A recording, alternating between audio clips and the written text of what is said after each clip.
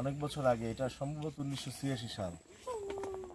এই বাড়ি তখন জমজমাটি ছিল বলতে গেলে। আমার এলাকায় তখন কলেরার প্রাদুর্ভাব, বাড়ি বাড়ি মানুষ মারা যায়।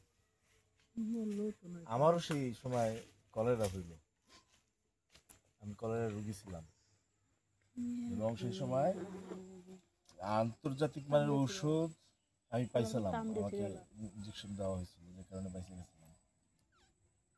এই দিকে কলেরায় হাঁকতে হাঁকতে আমার শরীর শুকায় অর্ধেক হয়ে গেছিল একদিনের মধ্যে।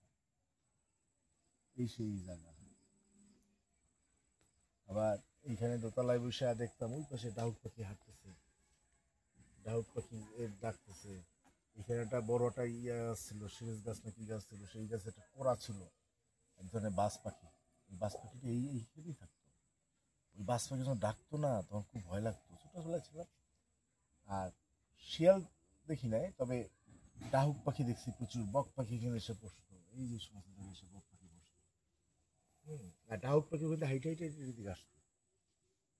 আর তোমার বড় চাচু ডাহুক পাখি তোর কত সিটকা বানাইছে, সিটকা মানে ফাঁদ। এই কোনায় কোলার মধ্যে, কোলা বলে আর কি, ধান ক্ষেত কোলা বলে, এই কোলার মধ্যে বাদ দিয়ে পানি সেচে মাছ ধরা। আরে রসের হাড়ি ভুইরা মাছ।